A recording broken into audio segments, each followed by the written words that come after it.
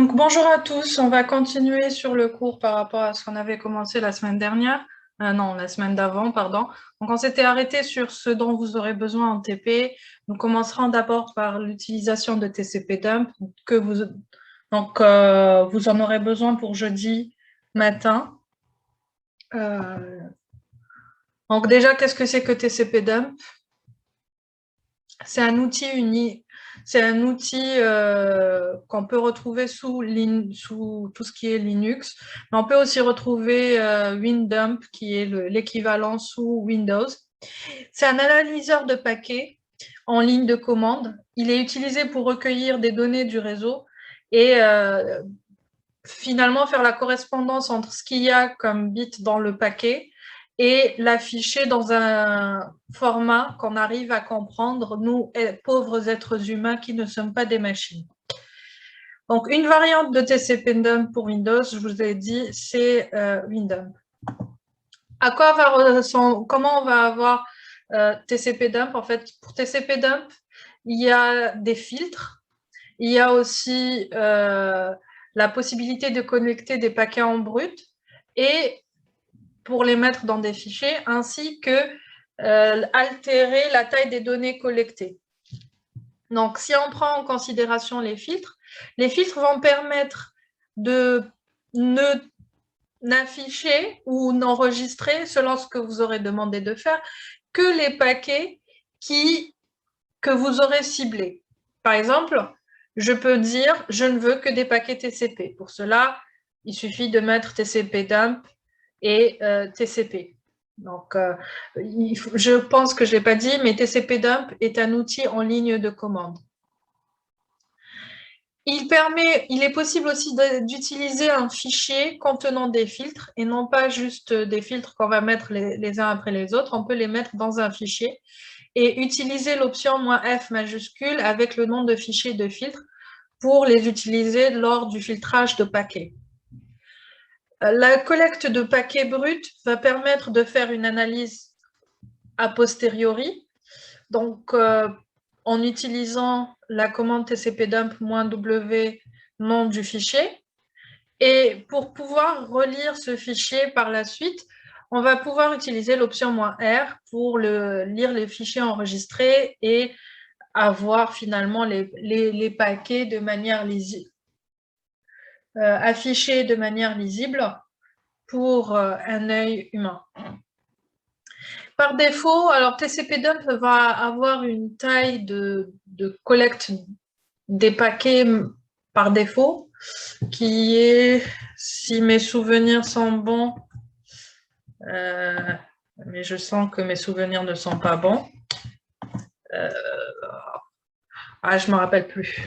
En tout cas, qui est une certaine taille, mais on peut soit diminuer la taille des données collectées, soit l'agrandir.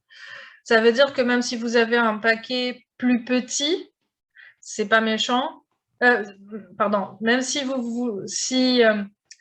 si vous avez une taille maximum de données, ce serait par exemple 65 535 octets, c'est la taille maximale que peut faire un paquet. Donc, si je mets la taille des données collectées par TCP-Dump est égale à 65 535, je suis sûre que chaque paquet qui va être collecté sera enregistré en entier. Ça veut dire que il ne va pas y avoir de découpe dans le paquet. Cela dit, on peut aussi décider de ne collecter qu'un certain nombre d'octets pour diminuer la taille la taille des données collectées, puisque il faut bien ensuite les enregistrer quelque part et on n'est pas forcément, on a parfois on a souvent des limites de stockage. Donc le format de sortie de TCP-Dump va être le suivant. Vous avez l'heure, d'où ça vient. Ensuite, alors ça c'est un paquet IP, d'où ça vient, le numéro de port, vers où ça part, donc la destination, le numéro de port de destination, le type de protocole qui est encapsulé dans le paquet IP, UDP, et ensuite la longueur. C'est la longueur du paquet. Ici, on a 50 octets. On peut avoir, donc en fait, si on prend, ça c'était pour un paquet UDP, si on prend un paquet TCP, ça va être la même chose dans le, finalement, on va avoir aussi l'heure, on va avoir d'où ça vient, numéro de port source, ensuite destination, numéro de port de destination, et après les deux points, ce qui va changer, au lieu d'avoir UDP, on va avoir un flag TCP. Alors ici, c'est le S. Le S, c'est pour dire SYN.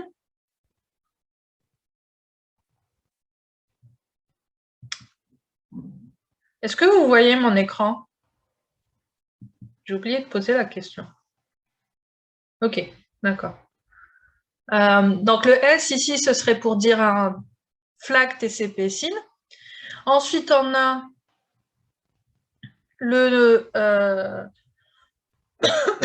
numéro de séquence de début, le numéro de séquence de fin, la taille entre parenthèses. Donc ici, comme le numéro de séquence de début est égal au numéro de séquence de fin, ça veut dire qu'en fait, il y a 0 octet de données.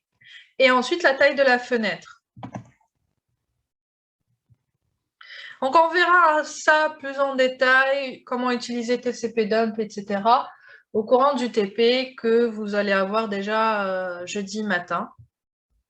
Et on va faire un rappel sur le modèle OSI et les protocoles de communication. On ne va pas tous les voir, puisque forcément, on a un temps limité.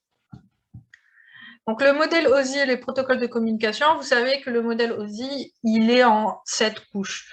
Vous avez la couche physique, qui va permettre la transmission,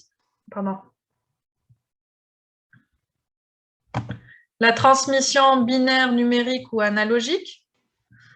Ensuite, vous avez la couche au-dessus qui est la couche liaison de données,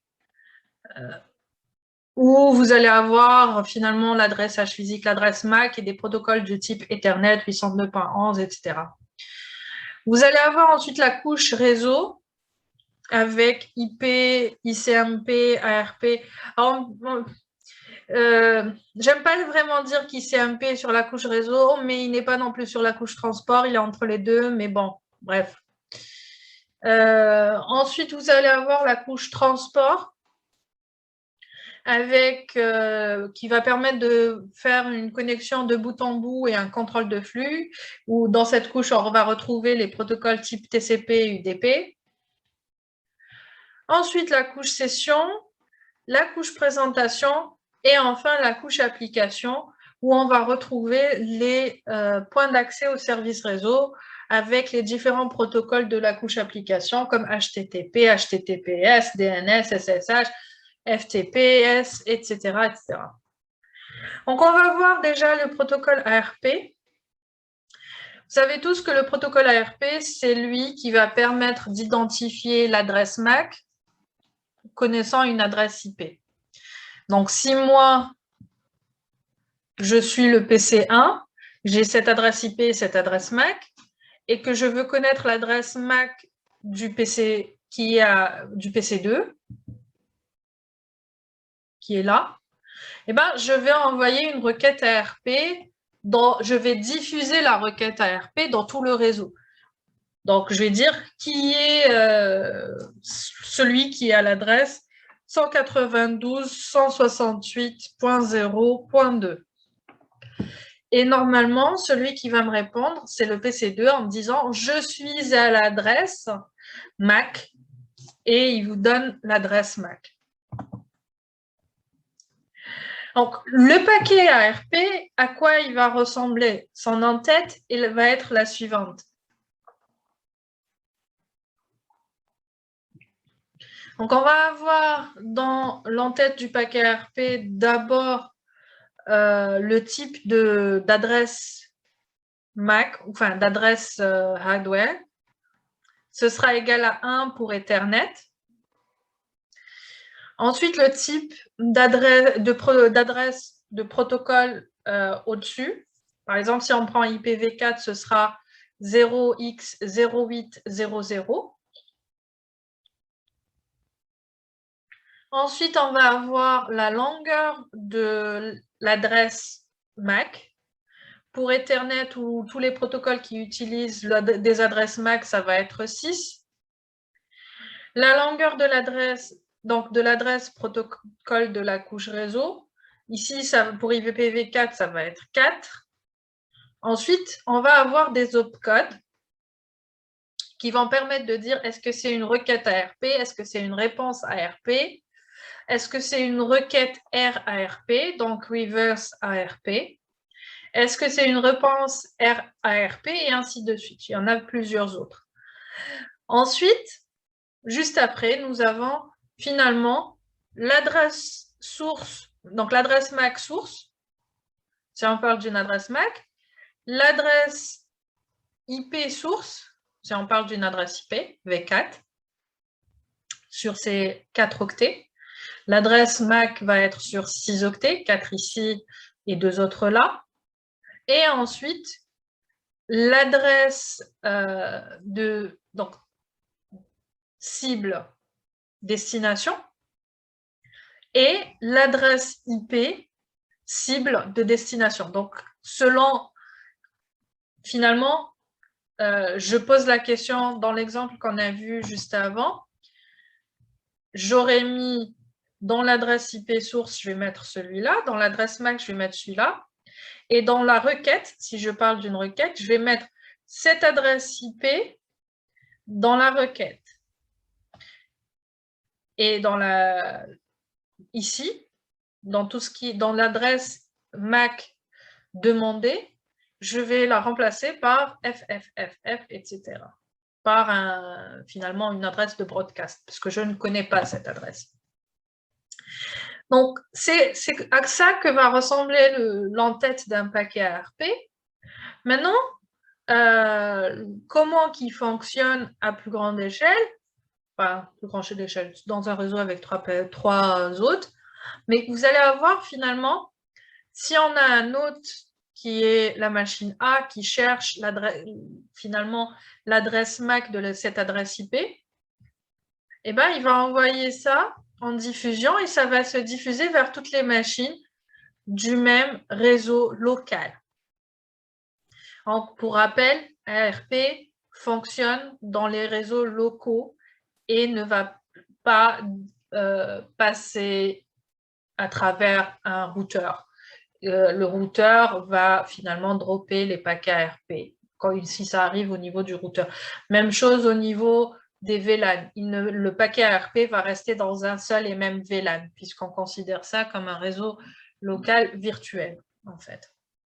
Donc, une fois que les deux autres reçoivent leur paquet, le paquet qui fait la requête, l'hôte B va renvoyer sa réponse en disant, voilà, je suis à l'adresse MAC AABBCCEEFF0A. Et ensuite, l'hôte A va pouvoir continuer de communiquer avec l'hôte B. Maintenant, dans le cas du cache poisoning, l'ARP cache poisoning ou l'ARP spoofing, alors généralement, grosso modo, ce n'est pas exactement la même attaque, mais au final, ça va être le même résultat. Donc, ici, au lieu que B, normalement, donc si on revient ici, A envoie sa requête, et au lieu que B réponde, avant que B ne réponde, bah, l'attaquant va répondre en disant « Ah ben, le 10.0.0.3 est à l'adresse MAC, la suivante, la sienne en fait. » Mais on voit bien que ce n'est pas son adresse IP. Donc, c'est un peu c'est un problème. On va voir quelques moyens de les détecter et comment détecter ça et comment prévenir ça aussi. Et finalement, On a un autre type de paquet ARP, c'est les requêtes ARP gratuites. Alors, c'est quoi une requête ARP gratuite? En fait, si on revient sur ce schéma, imaginons la machine A, en fait, dès qu'elle va s'allumer et qu'elle sera branchée connectée au réseau, qu'est-ce qu'elle va faire? Elle va envoyer un paquet en disant « je suis », donc l'adresse IP 10.0.0.2, je suis à l'adresse MAC AABB CCEEFF00. Donc, il va dire comme quoi il est à telle adresse MAC avant même que qui que ce soit d'autre ne demande après lui. Et c'est ce qu'on veut dire par une requête ARP gratuite. Alors, à quoi ça va ressembler? Ça va ressembler à ça. Donc, on va avoir l'adresse source. L'adresse destination, c'est une adresse de broadcast. Et même chose, donc l'adresse source, et va dire je suis à cette adresse 02.2.02.02.02.02.02. Et ensuite, donc le type de paquet, c'est une requête ARP ou une requête ARP gratuite. On vous y met, c'est quoi le type de hardware? 001, enfin 0001. Donc, ce qu'on avait dit, quand c'est 00001, c'est Ethernet. Ensuite, on a IPv4, donc 0800. Ensuite, la taille de l'adresse MAC, ce sera 6 octets, et la taille de l'adresse du protocole, finalement ici c'est IP, c'est 4 octets. Donc, ce qu'on va avoir, c'est l'opcode 0001, je vous avais dit que quand l'opcode est à 1, ça veut dire que c'est une requête ARP. Et il donne son adresse MAC ainsi que son adresse IP. Et la cible, c'est un broadcast. Et le target IP adresse, c'est sa propre adresse IP. Vous voyez que c'est 192.168.1.1 et 192.168.1.1. Donc, en fait, il n'est pas en train de chercher de l'adresse MAC de qui que ce soit. Il est juste en train de dire « Eh oh, je suis là, je suis à cette adresse MAC ». Et il le dit à tout le monde pour que tout le monde puisse savoir où il se trouve. Donc, ça permet d'accélérer, c'est une manière de gérer les réseaux et permet d'aider à détecter les conflits d'adresse IP. Il permet aussi de mettre à jour les tables ARP des autres machines. Et c'est un paquet qui va permettre de donner l'adresse MAC correspondante à l'adresse IP de l'autre lui-même. On a finalement, quelles sont les deux choses qui permettent vraiment de dire comme quoi c'est une requête ARP gratuite? C'est l'adresse IP source, c'est la même que l'adresse IP destination, et l'opcode, c'est égal à 1. Et à chaque fois qu'une interface IP s'allume, le driver de l'interface va envoyer une requête ARP gratuite. Alors, je vous avais dit, par exemple, si vous allumez votre PC, eh ben, dès qu'il va s'allumer, il va y avoir l'envoi d'une requête ARP gratuite. C'est la même chose. Si vous si vous êtes connecté en utilisant un câble réseau et que vous débranchez votre câble réseau, dès que vous rebranchez votre câble réseau, il va y avoir encore une fois l'envoi d'une requête ARP gratuite. Et le ARP poisoning, à quoi ça va ressembler? Donc, je vous laisse un petit moment pour voir ça. Et à votre avis, il est où le problème ici? Je vous laisse 2 minutes pour lire ce qu'il y a comme paquet, etc.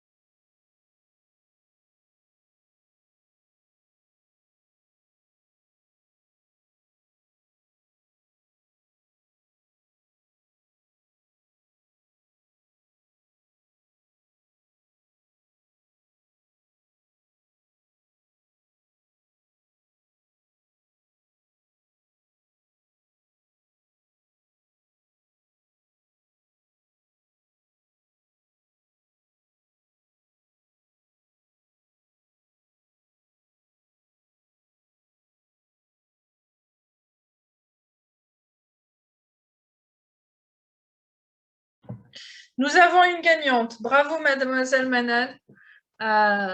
C'est exactement ça. Donc, ce qui est dit, c'est en fait, vous avez deux adresses IP, 192, 168, 130, 145 et 192, 168, 130, 151. Et toutes les deux disent qu'elles sont à l'adresse MAC 000C29FE 02 et 30, enfin 34. Donc, ça donne bien, ça montre bien comme quoi il y a un ARP poisoning quelque part ici. Donc, cette machine est en train d'effectuer un ARP poisoning. Voilà, je les avais mises en rouge. Bref. Donc, comment détecter, prévenir l'ARP poisoning? On a plusieurs manières. Alors déjà, on peut utiliser les tables ARP statiques. Bon, c'est bien, mais ça a des limites. Sur un petit réseau, c'est assez facile à mettre en place. Alors, les tables ARP statiques, finalement, c'est quoi? C'est mettre en place les mappings des adresses MAC avec leur véritable adresse IP.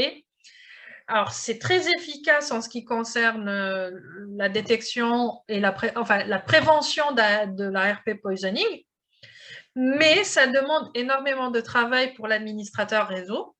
Et tout changement dans le réseau, il suffit de rajouter une machine ou d'enlever une machine ou de faire quoi que ce soit, va se traduire par une mise à jour manuelle des tables ARP sur tous les autres. Dans un petit réseau, c'est gérable, mais ce n'est pas faisable sur des grands réseaux. Néanmoins, ce qu'on peut faire, c'est utiliser des tables statiques dans des segments de réseau qui va permettre finalement de protéger des informations critiques. Donc, au lieu de mettre des tables ARP statiques partout, je vais les mettre dans une partie du réseau bien particulier. Par exemple, je vais dire dans ma DMZ, je vais mettre en place des tables ARP statiques. Il n'y a pas grand-chose, il n'y a pas de changement qui va se passer souvent entre mes serveurs. Mais dans d'autres parties du réseau, je vais les laisser comme ça. On a aussi, c'est en utilisant la sécurité du switch. Donc, on a le Dynamic ARP Inspection et on a le Port Security. Alors, en quoi ça consiste?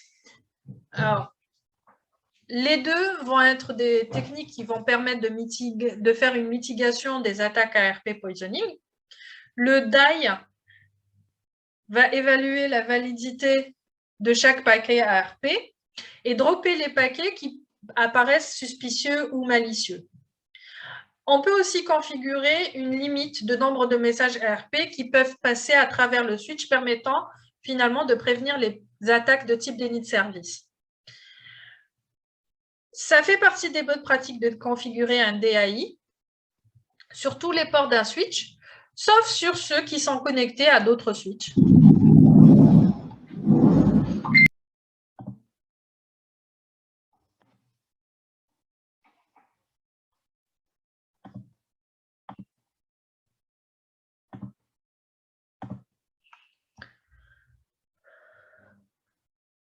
Et le port security va permettre de n'autoriser qu'une seule adresse MAC connectée à un port de switch, ce qui va empêcher l'attaquant de faire croire qu'il possède plusieurs identités, enfin plusieurs adresses MAC sur le réseau.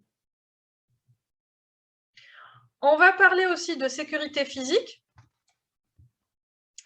puisque finalement, l'attaque ARP poisoning et l'ARP spoofing ne peuvent s'effectuer que depuis le réseau local. Et en ayant une bonne sécurité physique, on va limiter l'accès à l'intérieur de l'entreprise, vérifier la portée du réseau Wi-Fi, s'il y a un réseau Wi-Fi, et ainsi de suite. Ça va permettre de limiter l'accès aux personnes externes. Ça ne va pas empêcher l'ARP poisoning complètement, mais ça va le limiter. La segmentation, donc le point suivant, c'est l'isolation réseau. Donc en segmentant le réseau, finalement, puisque les paquets ARP ne passent pas d'un sous-réseau vers un autre, et en créant des VLAN, on va avoir moins de ce genre d'attaque. Et le chiffrement, alors ce qu'on veut dire par le chiffrement, c'est pas qu'il va permettre d'empêcher l'attaque en question du tout, mais il va permettre de diminuer le dommage potentiel. Alors généralement, l'attaque de l'ARP poisoning ou l'ARP spoofing est utilisée pour faire une attaque de l'homme du milieu et donc récupérer les identifiants et les mots de passe qui, s'ils sont en clair, ça pose problème. Donc, en faisant un chiffrement, en utilisant le chiffrement sur le web, comme enfin, SSL, TLS, bah, ça va faire en sorte que même si cette attaque de l'homme du milieu arrive, bah, l'attaquant va intercepter le trafic, mais ce trafic sera chiffré et il aura du mal à le déchiffrer.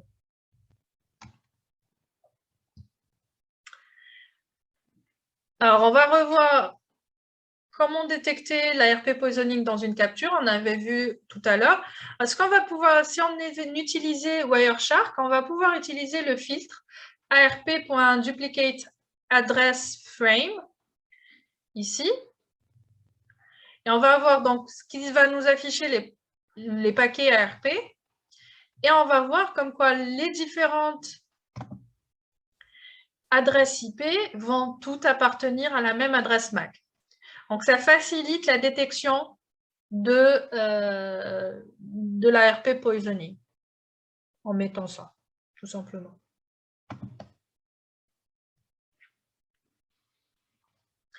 Si on parle du protocole IP, donc le protocole suivant sur la liste, c'est le protocole IP. Donc, l'entête du protocole IP, vous l'avez tous déjà vu auparavant, vous avez la version 4 pour l'IPv4, ensuite vous avez l'IHL qui est la taille de l'entête, qui peut être soit, alors minimum c'est 20 octets, puisqu'on a 1, 2, 3, 4, 5 lignes de 4 octets, donc 5 x 4, 20 octets. Et après, on peut avoir des options. Et donc, l'IHL va être égal au minimum à 5. Alors, c'est le nombre de multiples, en fait, l'entête de, pardon, c'est la taille de l'entête divisée par 4 octets. Donc, si on a 20 octets, on se retrouve avec 5. C'est le minimum. Le maximum, ce serait un IHL de 15, ce qui nous donnerait une entête IP de 60 octets avec entre l'octet 20 et l'octet 59. On va avoir des options seulement. Après, on a le type de service. La longueur totale, alors c'est la longueur de l'entête plus les données. C'est la longueur de l'entête plus les données. Ensuite, on va avoir l'IP-ID. C'est un numéro unique qui va permettre d'identifier un paquet et aussi les fragments d'un même paquet. Donc, s'il y en a une fragmentation de paquets IP, on aura le même IP-ID ici.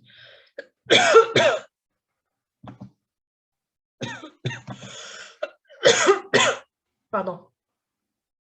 Ensuite, on va avoir 3 bits qui sont des flags. On a le bit X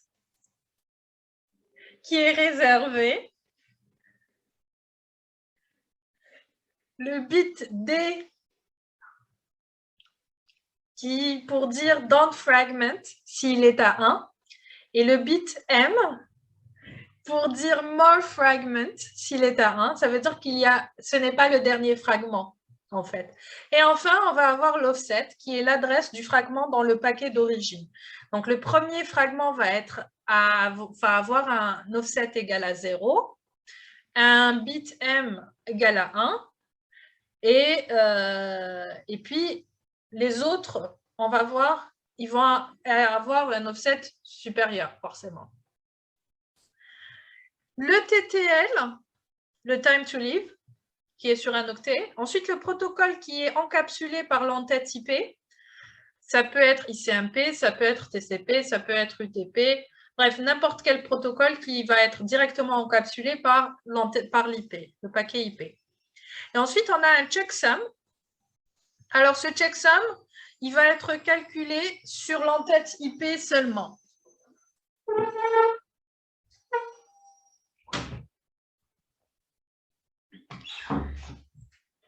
Et on va avoir l'adresse IP source, l'adresse IP destination et des options. Donc, finalement, dans le protocole IP, ce qu'on va devoir voir, déjà, c'est qu'est-ce que la fragmentation?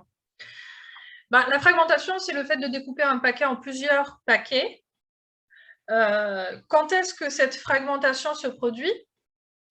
C'est si la taille du paquet IP, donc la taille du datagramme, est supérieure à la taille du MTU. Et à quel moment ces fragments sont réassemblés? Ils ne sont réassemblés qu'une fois arrivés à la destination. Finalement, comment elle va se faire cette fragmentation? Alors, d'abord, lorsque le paquet IP arrive à un appareil où la taille du paquet est supérieure au MTU, il va fragmenter le paquet comme suit. L'appareil divise les données en un nombre de paquets requis pour un envoi réussi des données selon le MTU.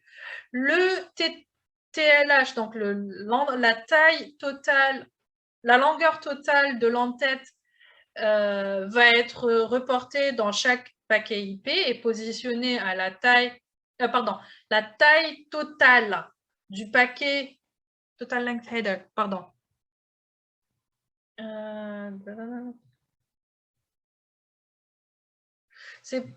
Ça, c'est pas total length header, mais total length plutôt. Hein. Donc, dans l'entête, on va avoir le total length, donc la taille totale du paquet IP, qui va être positionné à la taille du segment de chaque fragment. Forcément, puisqu'on a partagé les données sur plusieurs fragments, donc finalement, chaque fragment va avoir sa taille totale différente. On aura le bit MF ou M qui va être mis à 1 sur tous les fragments à part le dernier. Et l'offset dans l'entête est positionné pour chaque fragment IP. Et les paquets, ensuite, sont transmis. Donc, finalement, si on voyait un paquet fragmenté sous TCP dump, on aurait quoi? On aurait le premier fragment. Là, c'est un paquet ICMP, echo request.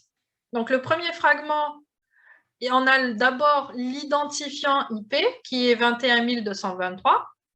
Ensuite, la taille qui est 1480. Et enfin, l'adresse, l'offset à laquelle ce sont ces données dans le paquet d'origine, non réassemblées, c'est à 0. Et on a un plus pour dire comme quoi le flag MF, more fragment, est égal à 1. Donc, ce n'est pas le dernier fragment. Le fragment suivant, il a le même identifiant IP. Par contre, il ne dit pas comme quoi c'est ICMP ou quoi que ce soit. C'est juste le même identifiant IP. Il y a 1480 octets de données à l'intérieur. Et l'offset commence à 1480. Donc, le précédent, c'était 0 et il y a 1480 octets de données. Donc, ça va être de 0 à 1479. Donc, le prochain octet va se mettre à l'adresse 1480 et ensuite, on va avoir un plus. Ce n'est pas le dernier octet. Et ensuite, ce n'est pas le dernier fragment, pardon. Et ensuite, pour le dernier fragment, la taille restante, 1048 octets, qui va être à l'offset 2960. Et comme c'est le dernier fragment, on n'a pas de plus. Et si on voyait ça sous Wireshark, c'est un peu la même chose. On va avoir le bit 1 more fragment qui est mis à 1, l'offset du fragment qui est à 0, La taille des données, c'est 1480 octets, et ainsi de suite.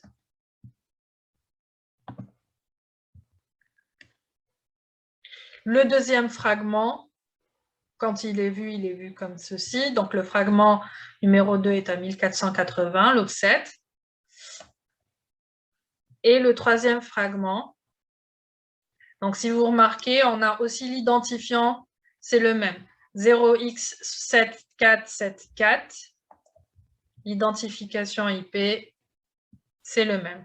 Donc, les trois choses à voir dans les fragments, c'est l'identifiant IP, le bit MF et l'offset du fragment.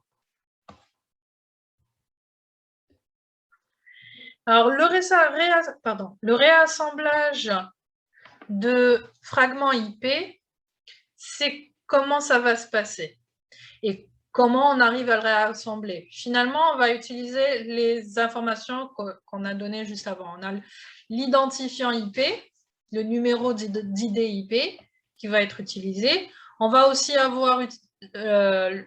utiliser l'offset et on va aussi voir la longueur des données transportées par le fragment et voir s'il y a d'autres fragments qui le suivent grâce au flag MF. Voilà. Donc, c'est les 4 éléments qui servent à réassembler les fragments.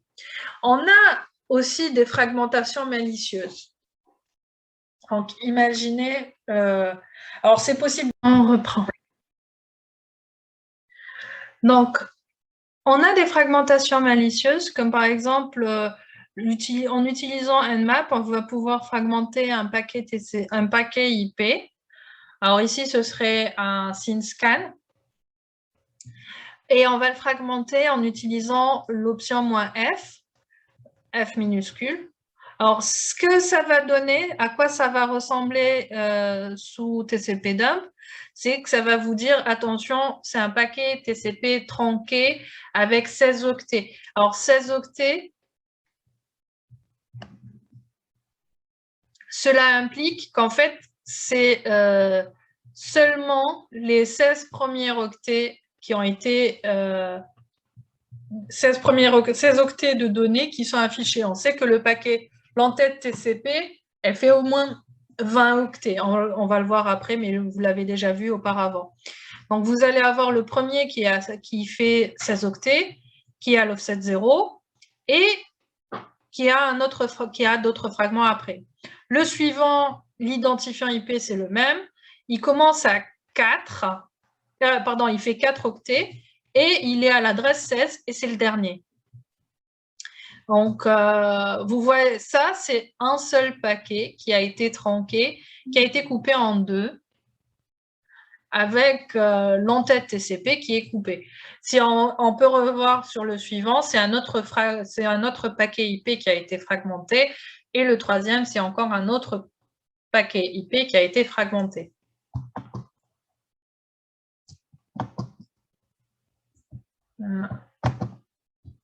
Voilà. Un autre type de fragmentation malicieuse, c'est le teardrop. Alors, regardez ces deux lignes et dites-moi quel est le problème que vous voyez ici.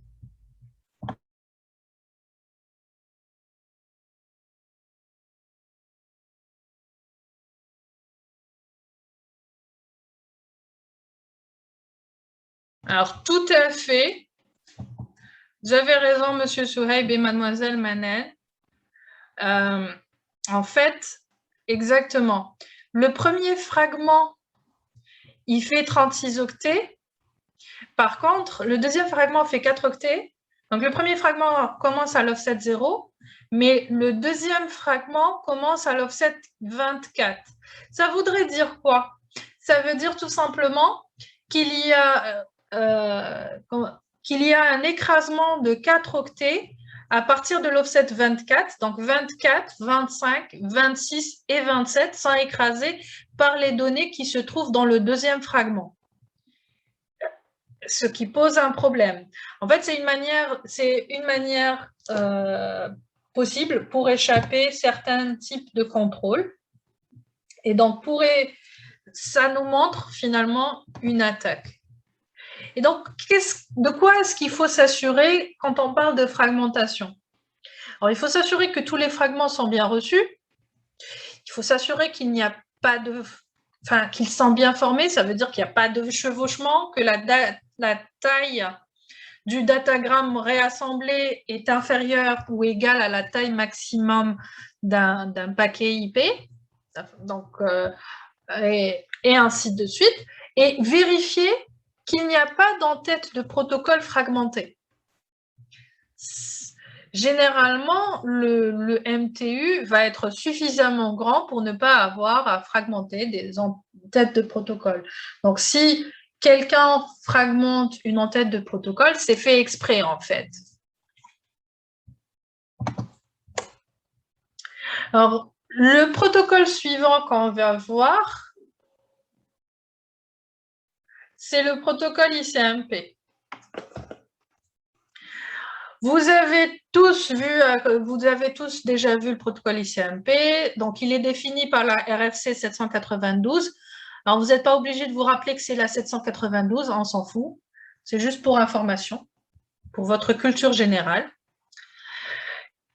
C'est lui qui va permettre l'envoi de messages d'erreur lorsque des conditions d'erreur existent.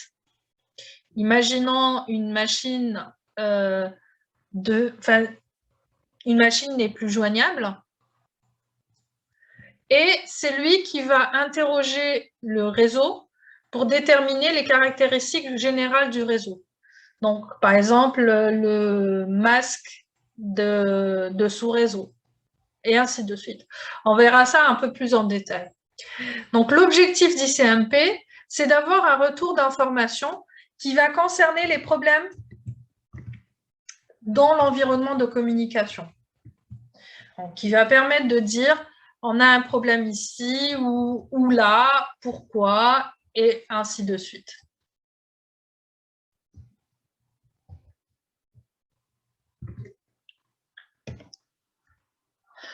Donc, on a deux types d'opérations pour ICMP.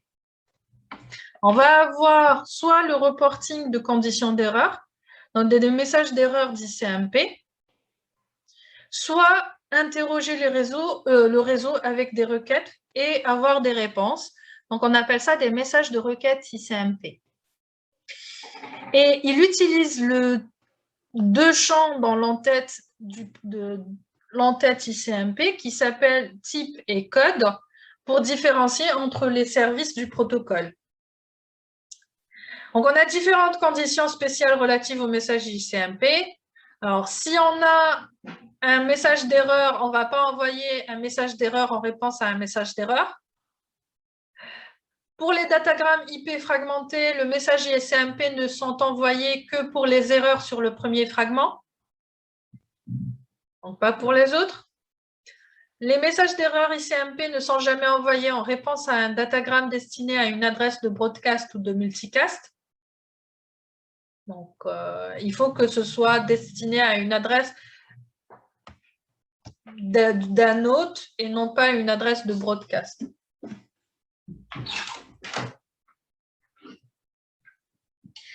Les messages d'erreur ne sont jamais envoyés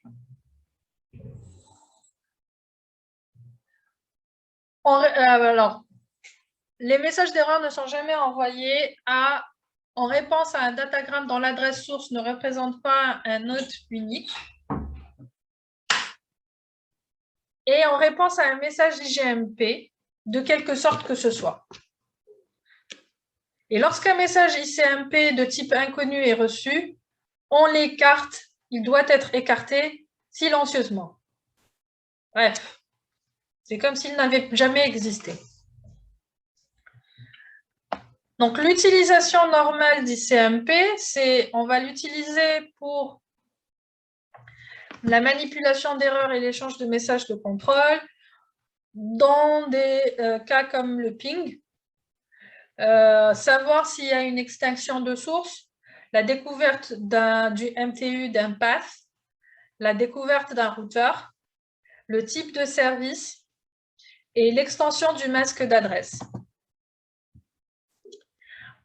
Et par contre, les utilisations anormales d'ICMP ou les utilisations qui ne devraient pas, qu'on devrait vérifier et détecter, c'est la reconnaissance. Vous avez déjà vu comment faire de la reconnaissance l'an dernier en utilisant le protocole ICMP, grâce entre autres au ping, traceroute et d'autres. Le déni de service et la création de canaux cachés. Donc, par exemple, envoi de données dans les données d'un paquet ICMP quelconque. Donc, on va pouvoir catégoriser les messages ICMP en deux, soit les messages ICMP de requête, soit les messages ICMP d'erreur. On a dans les requêtes, on a l'echo request et l'echo reply, le ping, quoi. Oui, requête de timestamp et réponse pour le timestamp, donc savoir quelle heure il est finalement chez un autre.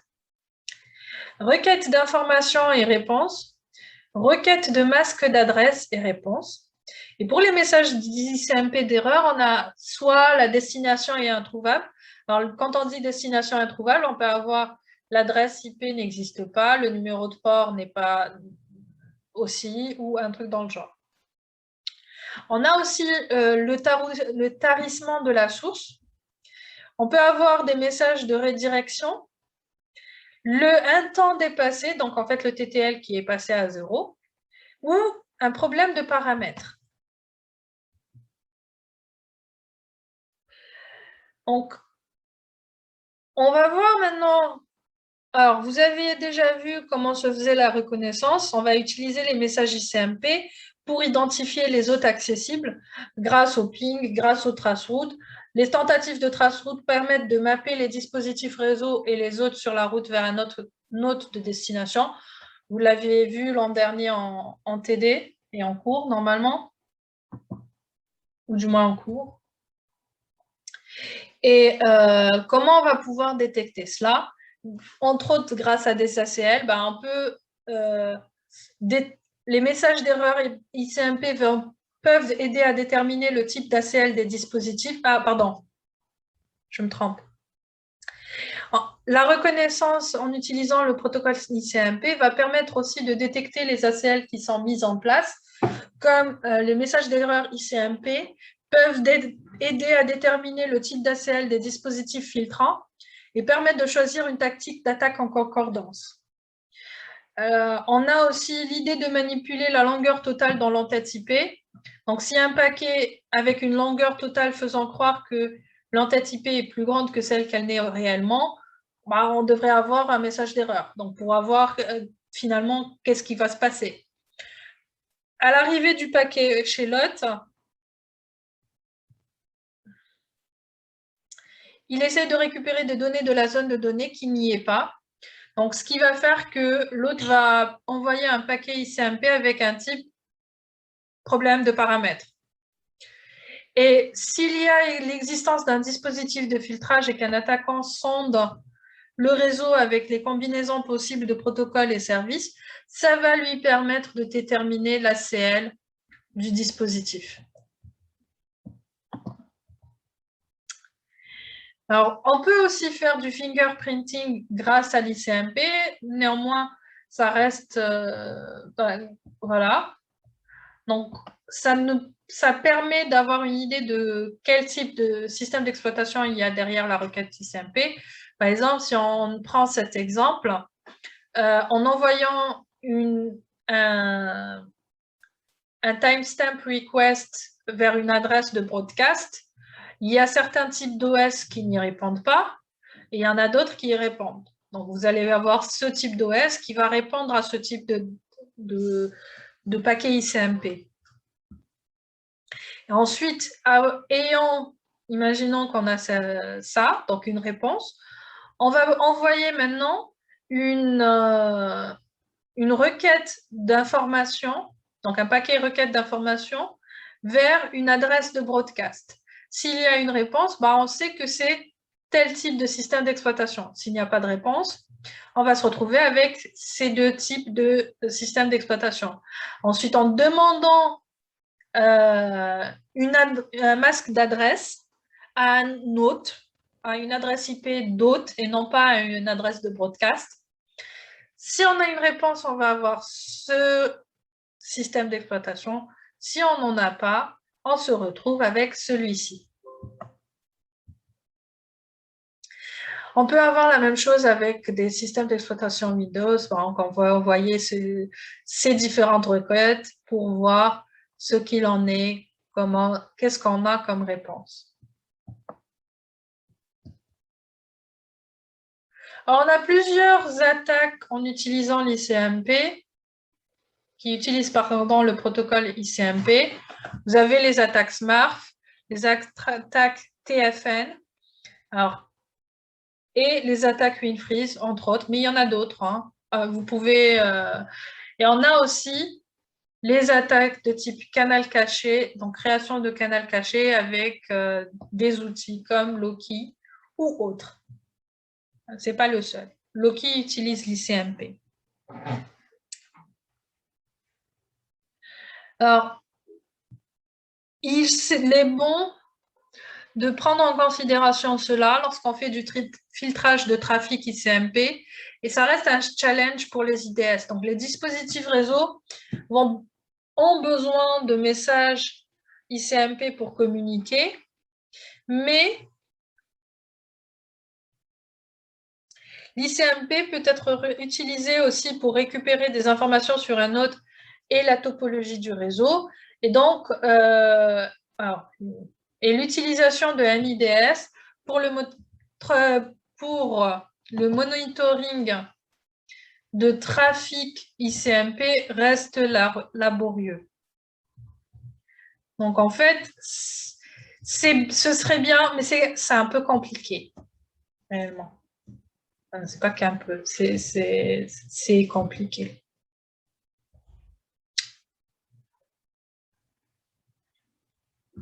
Donc,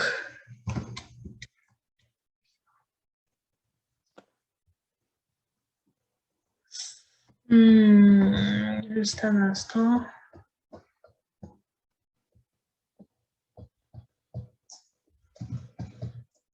Donc, je pense qu'on va s'arrêter là. Avez-vous des questions jusqu'à maintenant?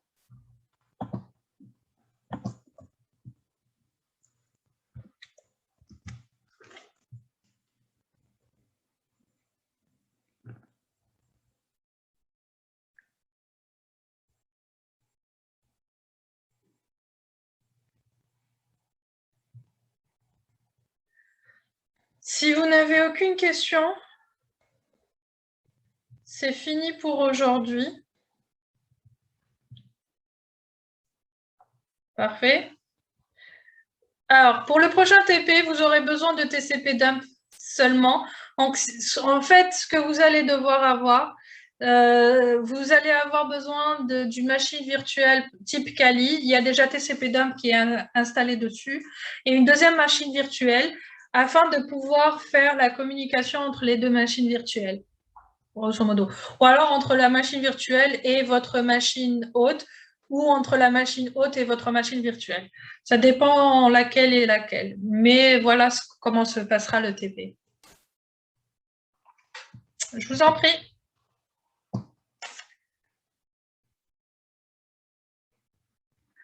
Oui, c'est 2 heures.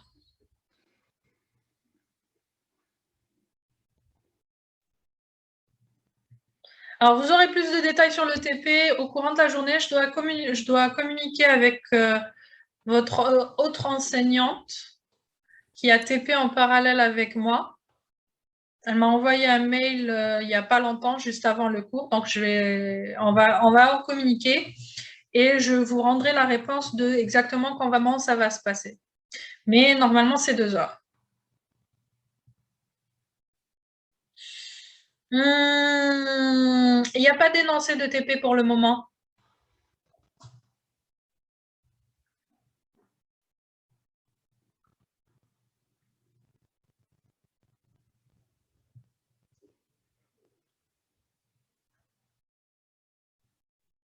C'est bon?